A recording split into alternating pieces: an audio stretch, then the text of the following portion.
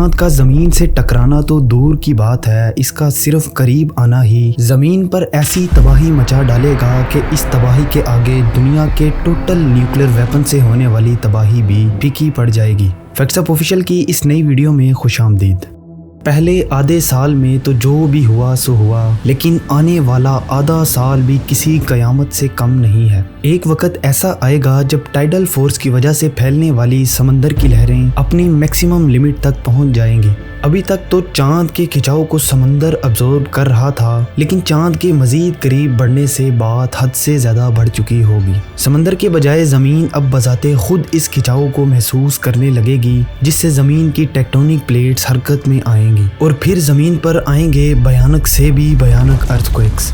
ये अंदाजा नहीं लगाया जा सकता कि जल्जले किस शिद्दत के होंगे, लेकिन इतना जान लें कि ये जल्जले शिद्दत में सबको पीछे छोड़ देंगे। जमीन की क्रस्ट में मौजूद मैग्मा भी दबाव में पीक पर पहुंच जाएगा और आतिशफिशां पहाड़ों को फाड़ कर उबलता हुआ लावा बाहर को निकलेगा। चिली, न्यूजीलैंड, येलोस्टोन और भी जहां जहां बड़े बड़े आतिशफिशां पहाड़ सदियों से आराम कर रहे थे, वो भी एक एक्टिव वोल्केनो में बदल जाएंगे। फिलहाल चांद देखने में अभी भी जमीन से काफी दूर महसूस हो रहा होगा, लेकिन जमीन के 75,000 किलोमीटर के एरिया पर चांद इतना रोशन नजर आएगा कि देखने में सूरज और चांद में कोई ज्यादा फर्क महसूस नहीं होगा। मंथ 6 और 7 इस टाइम पीरियड में चांद जमीन के करीब उस जगह पहुंच जाएगा जहां चांद 27 दिनों के बजाय 24 घंटे में जमीन का चक्कर कंप्लीट करने लगेगा।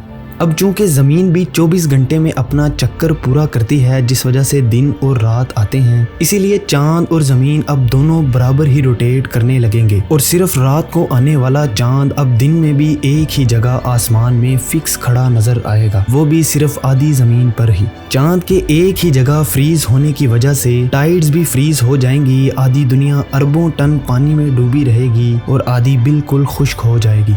चांद के करीब आने से अगर आप ये सोच रहे हैं कि चांद इंसानों और बाकी चीज़ों को भी अपनी तरफ खींच लेगा, तो आपका अंदाज़ा बिल्कुल गलत है, क्योंकि ज़मीन की निस्बत चांद की ग्रेविटी 6 गुना कम है। खुशकिस्मती से अगर चांद आपके सर पर भी आ जाए तब भी आप स्टेबल खड़े रह सकेंगे। इसी के बरक्स चांद पर मामला बिल्कुल अलग है। वहाँ की हर चीज़ ज़मीन की तरफ खींची चली आएगी और चांद ज़मीन की ग्रेविटी की वजह से इतना मुतासिर हो चुका होगा कि खिंचाव से चांद गोल के बजाय अंडे की शक्ल में आ जाएगा। इसी दबाव से चांद पर भी शदीद जल्जले आएंगे। मंथ 8 to 11 इस वक्त तक कयामत बर्पा हो चुकी होगी। चांद जमीन के घूमने से भी ज्यादा तेज गर्दिश करने लगेगा। जमीन अब और भी शदीद जल्जलों और वोल्केनोस का फटना बर्दाश्त करेगी। आसमान में हर तरफ आतिशफिशां पहाड़ फटने से निकलने वाली इंतहाई खतरनाक वोल्केनिक गैस मैसिव अमाउंट में आसमान पर डेरे डाल लेगी, जिससे सूरज की रोशनी भी जमीन तक नहीं पहुंच पाएगी। पूरा का पूरा नीला आसमान जंग आलूद हो जाएगा। बची कुची रोशनी भी रोजाना सूरज ग्रहण की वजह से चांद हमसे छीन लेगा। नतीजा ये होगा कि गर्मियों में भी जमीन का टेम्परेचर सर्दियों की याद ताज़ा कर देगा और बर्फ जमना स्टार्ट हो जाएगी। वोल्केनिक गैस जो कि सल्फ्यूरिक एसिड होता है, वक्त के साथ साथ आसमान में पानी के वेपर से मिल जाएगा और तेजाबी बारिशें होना शुरू हो जाएंगी। अरबों लोग अपनी जान की बाजी हार चुके होंगे, लेकिन अंडे की शक्ल वाला चांद अभी भी जमीन की तरफ बढ़ रहा होगा। सोने पे सुहागा अनकरीब अभी भी एक बहुत बड़ा धमाका होना बाकी है।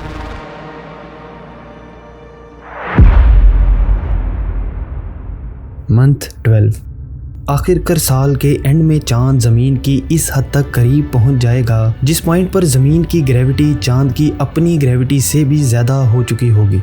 चांद की सरफेस पर मौजूद हर चीज जमीन की तरफ गिरना शुरू हो जाएगी। 10,000 किलोमीटर का मजीद फासला तय करने के बाद फिर एक ऐसा धमाका होगा जिससे सब कुछ बदल कर रह जाएगा। जी हाँ, पूरा का पूरा चांद टूटकर मलबे का ढेर बन जाएगा और जमीन के गिर्द एक चमकदार रिंग की तरह गर्दिश करने लगेगा। खुशकिस्मती से चांद के टूट जाने का मतलब है कि जमीन पर मुश्किल टल चुकी है। कयामत का मंजर देने वाली जमीन, पहाड़ और समंदर की नेचर एक बार फिर से थम जाएगी। जिंदा बच जाने वाले लोग इस आलीशान चमकते रिंग के भरपूर नज़ारे उठा सकेंगे, लेकिन सिर्फ वही कुछ गिने चुने लोग जो जिंदा बचे होंगे। यकीनन रात में ये नज़ारा पूरे चांद से भी ज़्यादा शानदार होगा। ये कहना मुश्किल है कि आगे क्या होने वाला है, लेकिन इतना ज़रूर है कि ये सुकून की घड़ियां बहुत कम अरसे तक रहने वाली हैं। चांद के टूटे हुए पार्टिकल जमीन की तरफ धाबा बोल देंगे और पत्थरों की बारिश होना स्टार्ट हो जाएगी।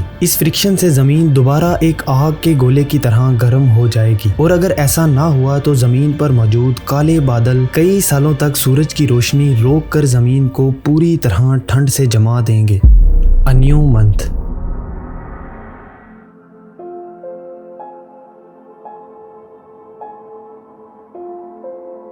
इस सब के बाद भी अगर कुछ लोग जिंदा निकल आए, मुमकिन है किसी सबमरीन सुरंगों या ऊंची ऊंची गारों में अभी भी कुछ लोग सरवाइव कर गए हों। वो लोग अपने आप को एक बार फिर से स्टोन एज में पाएंगे। बगैर किसी टेक्नोलॉजी के इनकी जिंदगी कैसे गुजरेगी, इसके बारे में तो कुछ नहीं कहा जा सकता, लेकिन फिर भी इनके पास आसमान में चमकते हुए रिंग के नीचे बहुत कुछ करने के लिए अभी भी बाकी होगा। सिर्फ एक छोटा सा चेंज हमारी इस ज़मीन को कहां से कहां ले जा सकता है, ये तो आप अच्छी तरह समझ चुके होंगे।